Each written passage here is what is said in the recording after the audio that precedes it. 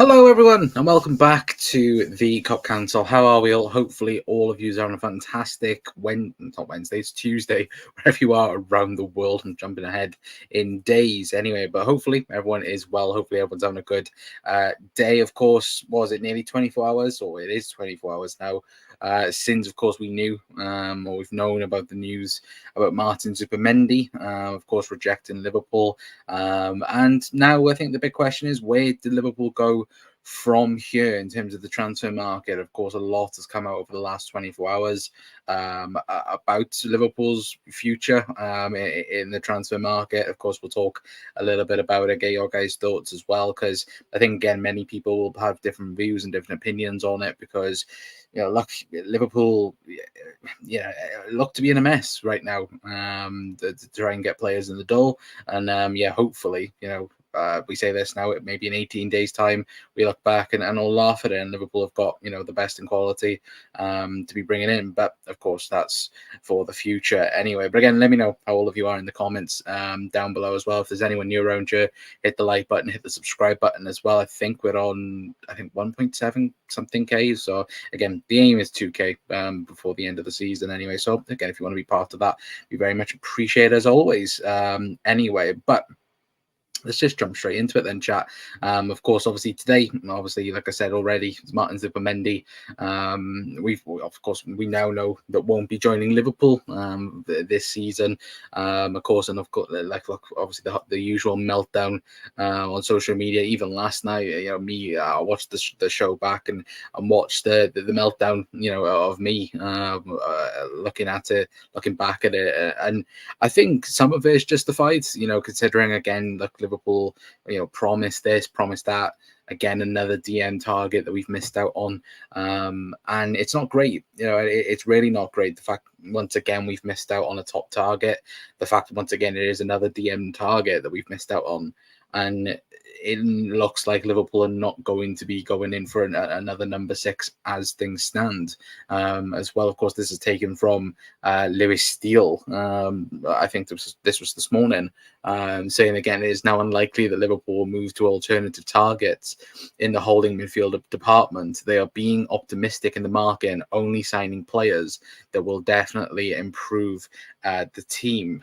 Which again, then he later, I think about an hour or two ago, again elaborated again, saying Liverpool are not completely ruled out its signing a number 6 this summer, but it is seen as unlikely given the time left in the transfer window and also the club's desire to not sign players for the sake of it. But I think for a lot of people, obviously, I brought outrage in this because once again, look, Liverpool got very lucky last year. I think a lot of us would agree with that Liverpool got extremely lucky in terms of how good Wataru Endo was under Jurgen Klopp. And I think obviously this year, with it already being identified as Liverpool going for Martin Zubimendi and Arne Slot has already identified Liverpool looking for a number 6.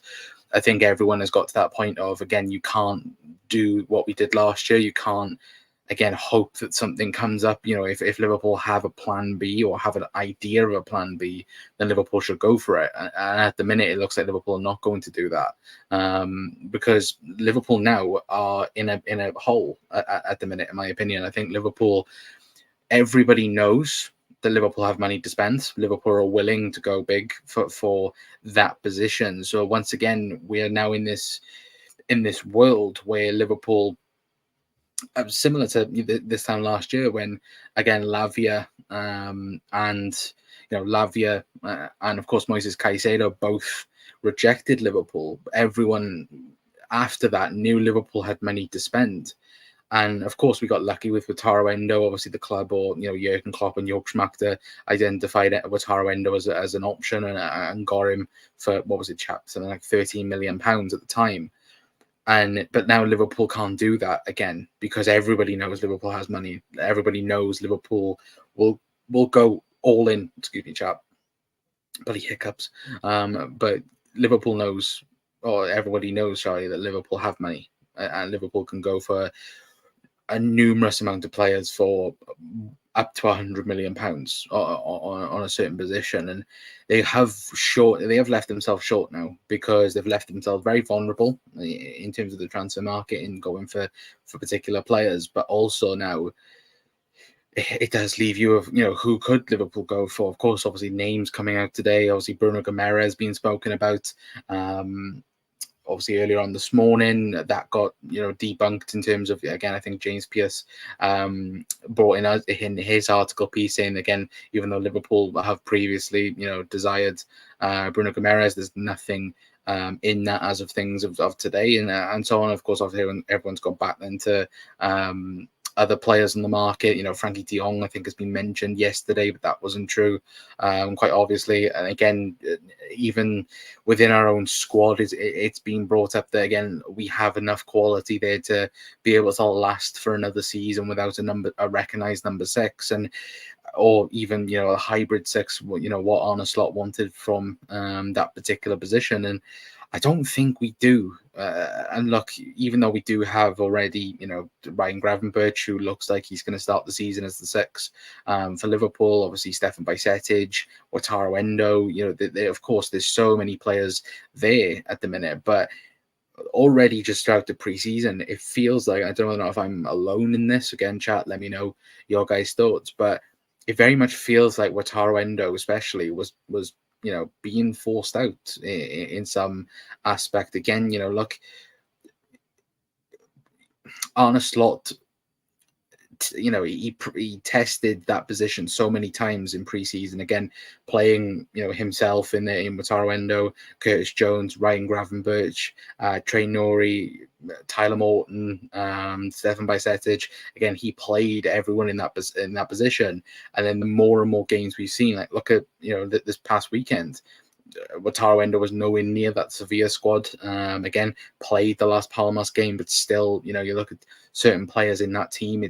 Again, you have the likes of Darwin Núñez, Harvey Elliott, for example, that will be a part of the first team. But then you also got players like Nathaniel Phillips, or Nat Phillips, also in that team that most likely will not feature for Liverpool this season. And it does feel like, for me, that Liverpool have slowly gone, right, well, we've got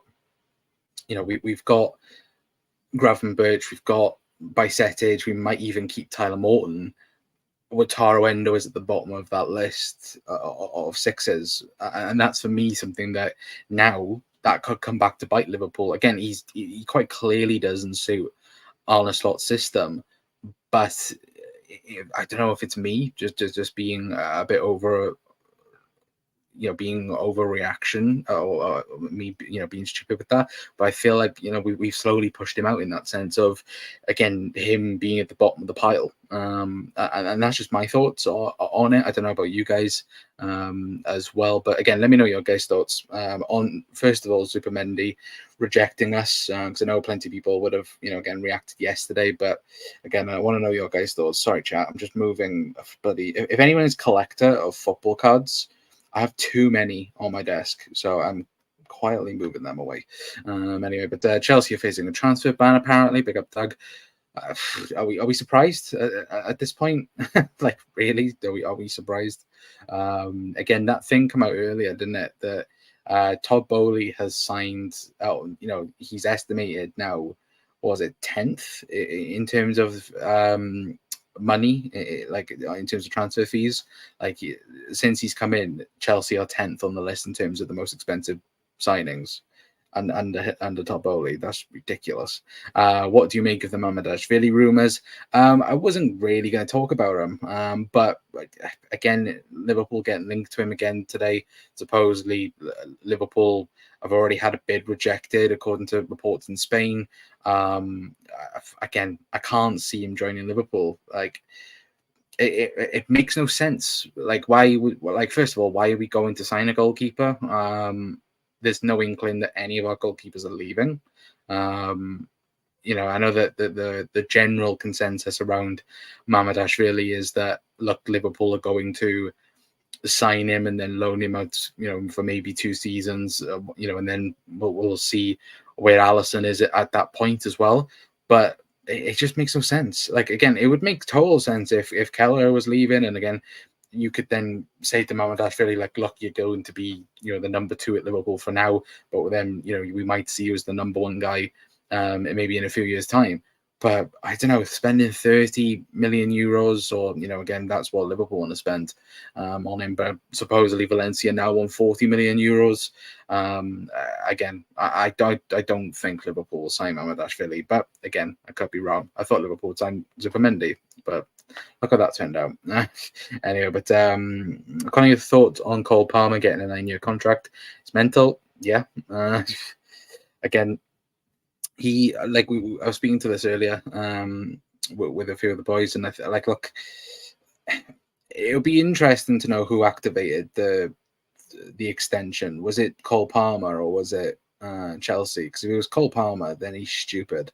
Because again, if Chelsea are hit with transfer bans, and again, they have disappointing season after disappointing season, he can't get out of that football club now. Like, it's impossible for him to get out of that football club. Like, he is now tied down to that club until he's 29, 30.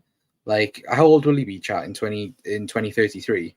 Like, I don't even know. Like, how old he actually? To be fair, we can work this out. So, how old is Cole Palmer now? Is he 20? Chat. Let me quickly have a look. Cole Palmer. He's 22 now. So, what's that? What year are we in? 2024. So, again, 9 years on that. It's not great, is it? He's never going to leave Chelsea. It would take a stupid bid. Like, I'm talking like, I'm talking, hundreds of millions to get him out of that club now. But yeah, 31 in 2033, ridiculous. Like, yeah, it's so stupid. Like, and they supposedly, like, again, and this is what I said, I don't get who activated it, because again, if it's Chelsea who's done it, then again, they're smart in that sense. But if it is Cole Palmer, then he's stupid, really, really stupid. Who are we getting? Somebody at some point anyway, Mac, somebody. But to be fair, we spoke about the 6 as well, and how, again, Liverpool don't expect now, or we at least think that Liverpool are not going to sign the number 6 now, because again, we've buggered up once again. But this last night, and it wasn't in last night's show, I mentioned it briefly, but I didn't clip it. But this article piece from Paul Joyce infuriated me last night, and it's this. So the view of the club is that they have Ryan Gravenberch and Curtis Jones to potential partner for Alexis McAllister, while Dominic Szoboszlai and Trent Alexander-Arnold can also play there. There is also Trey Nori, or Noini, however you want to pronounce it, who is highly rated. Now, none of these are 6s. Like, we got this last year. We coped last year with having Alexis McAllister and Wataru Endo as the 6s. We saw Alexis McAllister play his better football when he was an 8. And even against Sevilla on the weekend, we saw how good Ryan Gravenberch was as the 6. Of course, in other games, there's going to be more things to deal with in terms of defensively. But we saw on the ball how good he was alongside Alexis McAllister. I thought Maka had a really, really good game on Sunday. But again, these aren't... We were having this debate earlier on. Like, for me right now, if the squad stayed exactly how it was, Liverpool would get top 4. And I think we would, whether that be 3rd or 4th. I do think Liverpool, this squad is capable of getting top 4. And I want to know your guys' thoughts in the chat as well. Are we happy with just top 4? Are we happy with Liverpool being in the Champions League? Or do we want Liverpool to be back as champions of the Premier League? Do we want Liverpool to be in the conversation alongside an Arsenal and a Manchester City. Like, look, we don't know how many years left of Pep Guardiola there is. This could be it. This season could be it. And then, look, they may go on to win their fifth in a row, in terms of Premier Leagues, and then he may go, right, I'm going to leave. That opens the door up for every single team in the Premier League, and Liverpool need to be the first team on that. And again, they may sign someone who, again, will take over then, and Manchester City dominate again. They might do, but for me, Liverpool should be in the best place possible to, star up for Arne Slot. Like, again, if we don't sign anyone, you are setting Arne Slot to fail straight away. You just are, because we've been promised all summer long, Liverpool are accelerating talks, Liverpool are doing this, Liverpool are doing that. There's so many things that have come out the last, 3 weeks, 4 weeks. The Liverpool are accelerating talks with, behind the scenes. Okay, there's Martin Zubimendi deal. Again, it was an ambitious one. And again, I said last night, for me, last night, most of my blame was towards Michael Edwards and Richard Hughes. Wasn't FSG, wasn't anything else, was towards them too, because of how poorly it looked, again, last night. But, and again, it is kind of, my go is with them again tonight. But the most disappointing thing for me is not the fact we've missed out on Martin Zubimendi. Again, it is a shame we've missed out on him.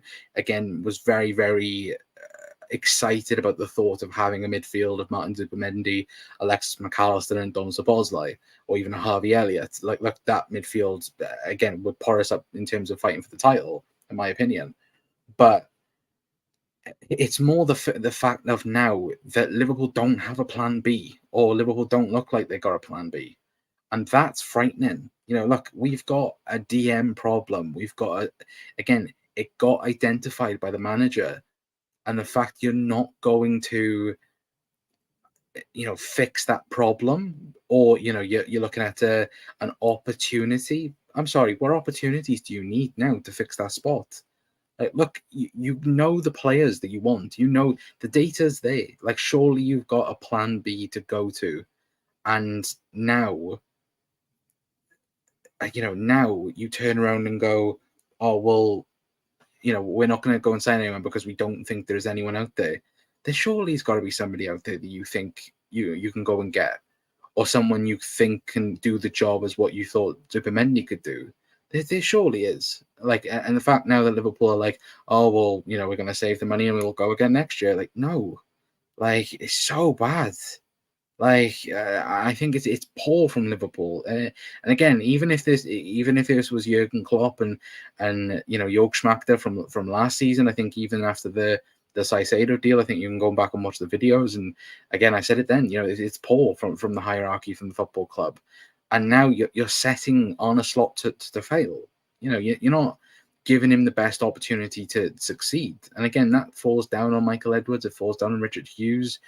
Again, people will go straight to FSG. Like, you can easily do that. And I think, look, people are right to be frustrated in that aspect of things. But for me, I think you've got to look at the guys above Arne Slot. Arne Slot has identified the six as a problem.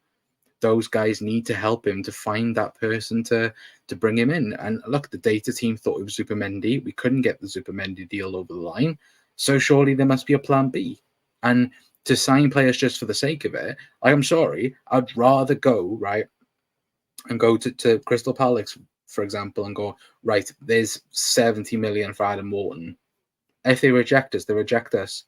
But it's more the case then that you've got that idea of, oh, okay, that's the player that Liverpool, was the plan B, or you go then and you go and attack the situation. And again, that's more type of, a FIFA style of thing, where like, oh, just spend 150 million and get him. Again, that's ridiculous to do.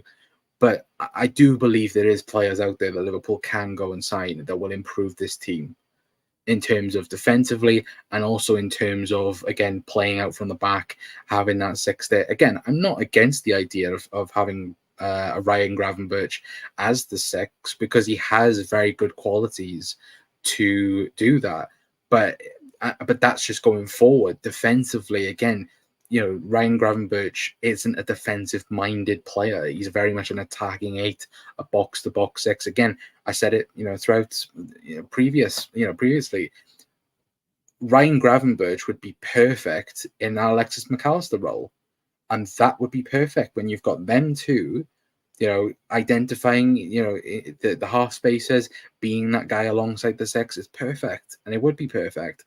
But again, you're kind of doing what we did last season in letting, one of the team already be, again, it's basically a hit and hope in that sense of, hopefully he'll do the job that we need him to.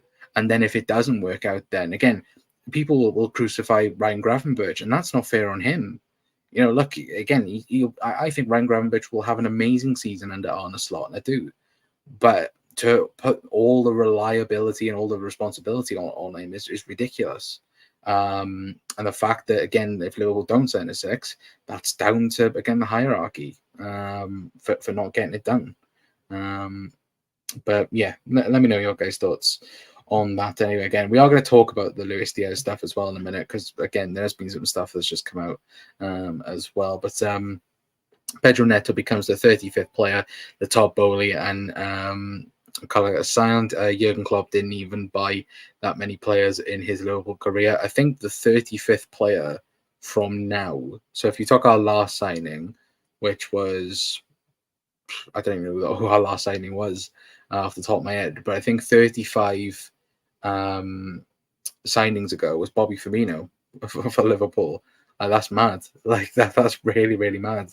But yeah, again, no surprises there with Chelsea realistically. What's that?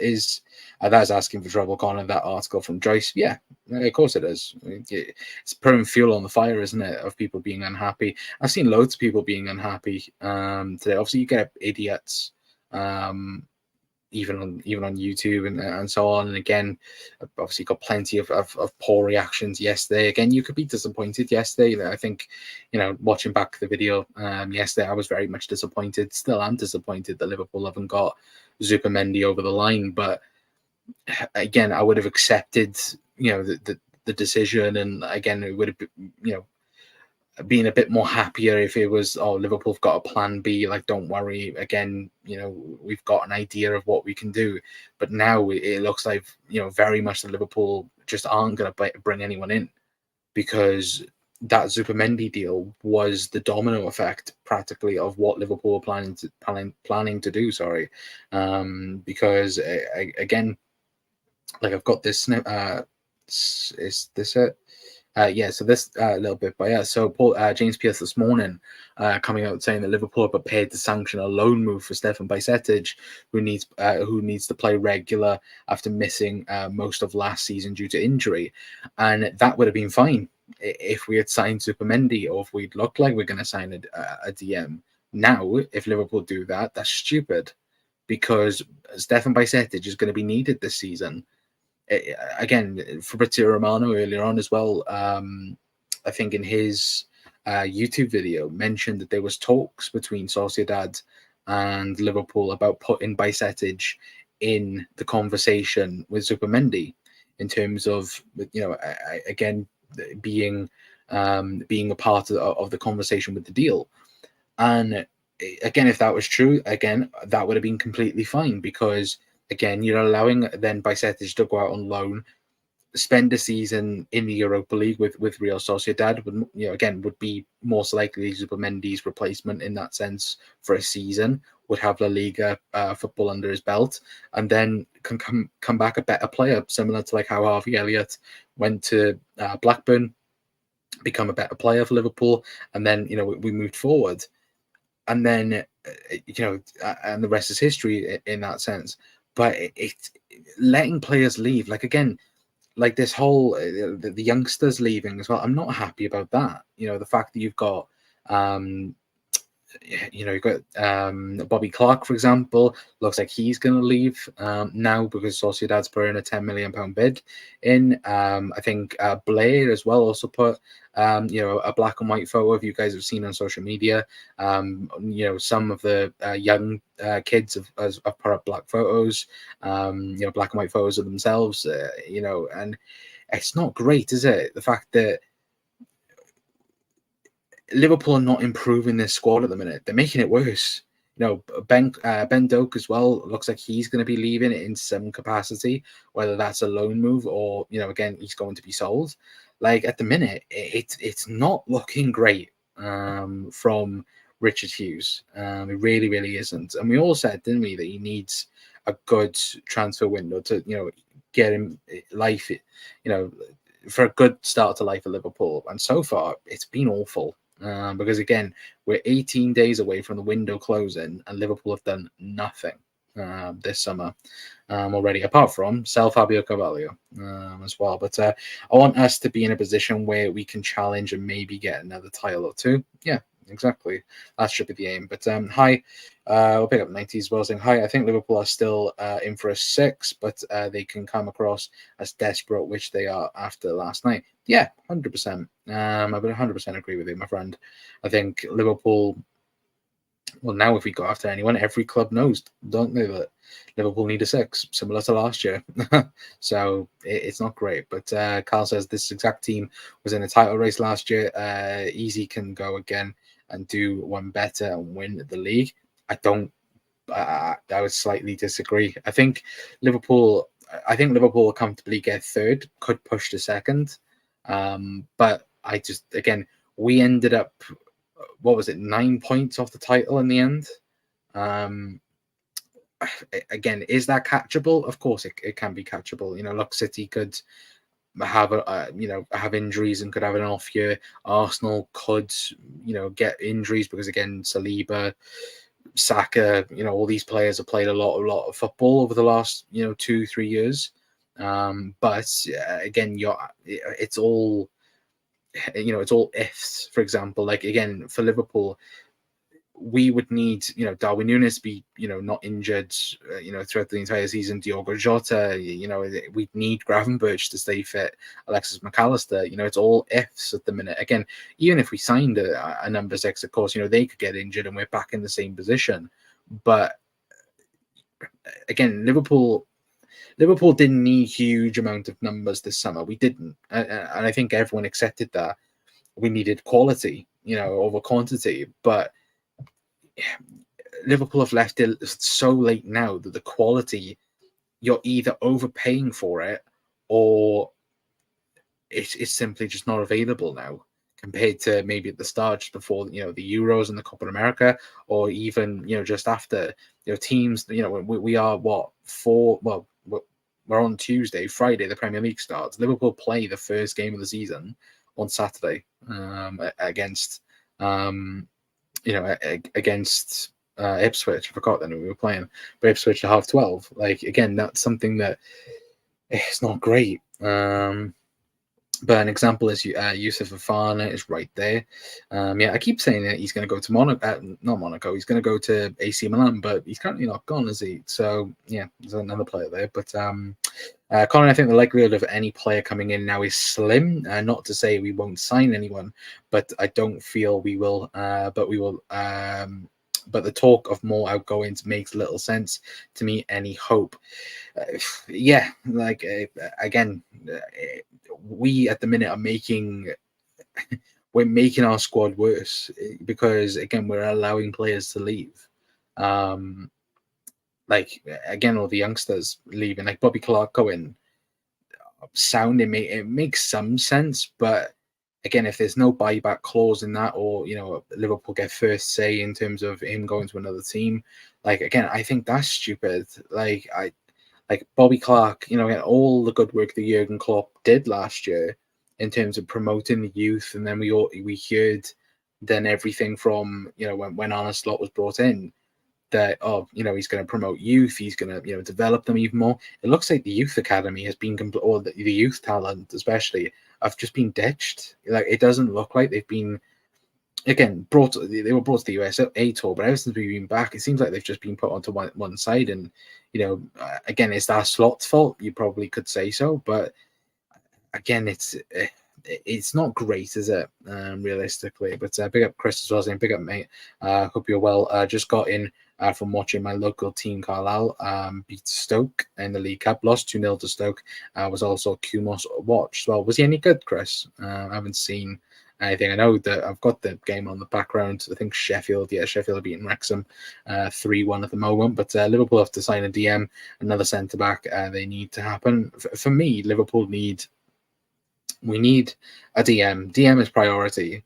I think Liverpool, if Seb van der Berg stays, because again, I didn't get it up earlier, but supposedly PSV are out of the race to sign Seb van der Berg at the moment. So again, I think now he'll stay. I think Liverpool are very much in that sense of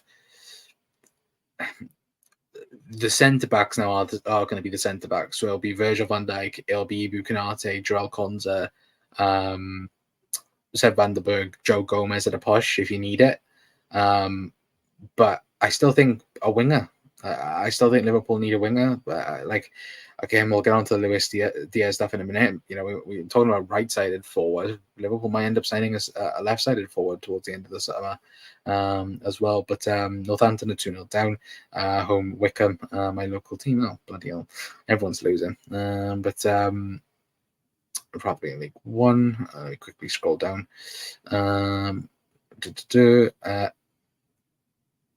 At the end of the season, Klopp said, "Don't forget about these boys. Now they're all being binned off." Yeah, I just looking now, like Sky Sports have just come out and said Liverpool open to offers for forward Ben Doak in this window. It's understood the club would consider permanent and loan bids. So again, what are we expect? If it is a permanent deal, what are we expecting in terms of price tags? Are we talking 10 million? Are we talking more than that? Again, it looks like we can get 10 million from Bobby Clark. It begs the question, doesn't it? What is Liverpool hoping for in that sense? Anyway, but kind of no way we're coming top three at this rate. Sorry, I'm having the vibes of again from the 2021 season. Hey, we come third that season. Adventure anyway, but no, I can 100% agree on the feelings of that. Look, I think Liverpool still comfortably get into the top four if things finish the way they do, but I don't want that. I want Arne Slot to again be at the top. Again, he spoke.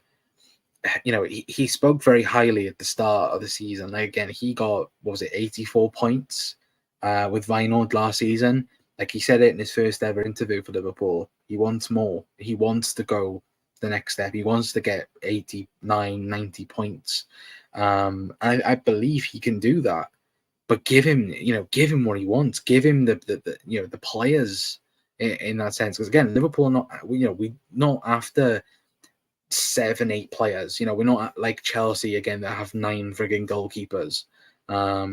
We need just 2 or 3 quality players, and then the squad is sorted. Liverpool have such a good squad. It just needs those 2 or 3 players to make it a great squad. It's a really, really good team, really, really good squad, but it needs those extra players for it to be a great squad, in my opinion. But that could be me being wrong. Anyway, but are we selling to free up wages for contracts? I don't think so. But then yet again, if anyone's seen that fake Trent at Anfield, is that work going on for a contract extension? Who knows? I hope so. But again, Virgil van Dijk spoke about it. He hasn't had contract talks yet. One thing with that, Virgil might be saying that, and then just putting a bit of pressure off in that sense, in terms of again people speaking about it. But of course, people spoke about it because people lost their minds, didn't they, about Liverpool not offering Van Dijk a contract. But behind the scenes, there might be conversations going around. But I think Liverpool would be extremely stupid. I know we said it around the Jordan Henderson stuff, that Liverpool would be stupid not to offer Jordan Henderson a new contract. But there's a clear difference between Jordan Henderson and Virgil van Dijk. Like Virgil van Dijk is 33 or nearing 33, and he's still the best centre back in the Premier League, like quite easily. And I think Virgil can still be the best centre back in the Premier League, or I think Virgil van Dijk's the best centre back in the world. But in terms of the Premier League alone, I think he can still easily be that over the next 2-3 years, like quite easily. Of course, the older Virgil gets, again, there'll be that conversation of, again, can he go and go again in the Premier League? But then hopefully Liverpool sign somebody who's going to be that replacement. But as of right now, Liverpool would be stupid to let Virgil van Dijk leave the football club on a free transfer. Like, let's not take this in, away as well. All three of those guys, Mo Salah, Virgil van Dijk, and Trent Alexander-Arnold, in 4 months or 5 months, can speak and sign for whichever club they want to from abroad, and that's frightening. The fact that if we go into the new year and 2 of those 3 haven't signed a new contract yet, I would be very, very surprised. I'm very shocked by that as well, because again, I don't want to be going into the new year speaking about, Virgil van Dijk, Trent and Mo can speak to whoever they want, and then we just find out on a random Tuesday that, oh, look at that, Trent signed for Real Madrid. Like, again, that would be horrific if that happened. And look, they need to they need to hurry up in terms of the contract talks. Richard Hughes needs to hurry up and get talks going, because look, if we lost, I think there would be major uproar if we lost Virgil, Trent, and Mo. Even if we lost 2 of the 3 of them, that it'd be huge in that sense. But Chris saying we want progress from last season or be the same as last. Yeah, exactly.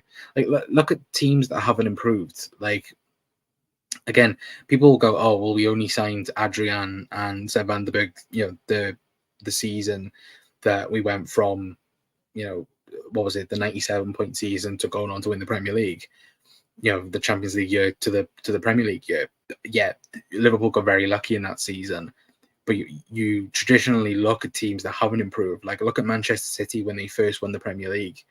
They didn't add anyone, basically. I think they made like 4 signings, but they were all like either academy or up and coming players. They didn't make any marquee signings. The next year, they looked horrible in that sense as well. Finished second, Man United win the league with Van Persie. Liverpool would end up being the same. Liverpool wouldn't improve, I don't think, as well. But sorry, let me go back up to Cam's comment. What's worrying is that Trent or Van Dijk haven't been given contract renewals. Yeah, 100%. We shouldn't allow contracts to be run down like that. Yeah, 100% agree with you, my friend. Kumos was pretty lively, which is expected because of the 2 sides. That's good, as long as he had a good game. But have you heard what Melissa Reddy said? I did see a few things. I don't know if there's anything new on that adventure. I did see that she said that again, like, was it Melissa Reddy who said that again, the team, or the belief is that with good coaching the team can get better, and it's like, yeah, it could, but look, most likely not as well in that sense. But I did want to quickly talk as well about this piece as well, in terms of course, what David Lynch has said on the Anfield agenda, saying that, it's quoted by Anfield Sector, saying that Liverpool are very much open to the idea of selling Luis Diaz. Now, earlier on today, if anyone was on social media, of course, I know plenty of people have done videos on it already, speaking about how Luis Diaz was joining Manchester City, and how, that whole rumor, it got very quickly shut down, by the way, by everybody, that he was leaving. But what's also interesting is that, of course, Luis Diaz this morning got linked again to Barcelona. Of course, I think, is it Papacia? I believe his name is, again, obviously the original guy who broke the news of Luis Diaz joining Liverpool. of course, did say that Barcelona have re-entered the frame in terms of signing Luis Diaz because obviously Nico Williams isn't going anywhere this summer. He's definitely not going to leave. Obviously, Atletico Bilbao, and looks like he'll be staying. Now, when I mentioned earlier on in terms of Liverpool signing a winger, I hope Liverpool sign a right-sided forward. But we may now be on the path of Liverpool going back in for Anthony Gordon because of Luis Diaz. Now, this could be a conversation that could go right down to the wire in terms of transfer deadline day. But what's the percentage, would you guys say, in terms of Liverpool letting Luis Diaz go and not replacing him? That, do you know what? I thought about it earlier on. That would be horrific. Like, look, people have opinions on Lucho and so on. Of course, many people want Anthony Gordon and so on. But if we sold Luis Diaz, instantly Newcastle know there's a good percentage that Liverpool are going to come in for Anthony Gordon, and they know Liverpool will be desperate.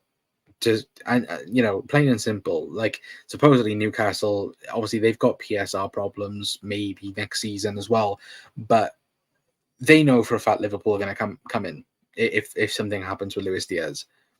They are instantly going to go 100 million easily. For how late it is in the window, and as well they'd have to find a replacement for him. Like, instantly they're going to go, yeah, 100%. We'll sell you Anthony Gordon. There's 100 million. And that would be the most typical Liverpool thing going. Like, in it, we're going to go and sell Luis Diaz. Let's say £60 million, and then we'll replace him with 100 million for Anthony Gordon. Sorry, like, that's not good. Like, even though I do think Anthony Gordon's a very, very good player, £100 million worth. Is your name Jack Grealish? No, like, that would be so stupid to go and do. And even though, again, the data team love Anthony Gordon and had, of course, a deal agreed with Newcastle for 75, there is no chance they're going to agree that £75 million deal now. They were the ones who pulled out of the deal in terms of Joe Gomez and Anthony Gordon.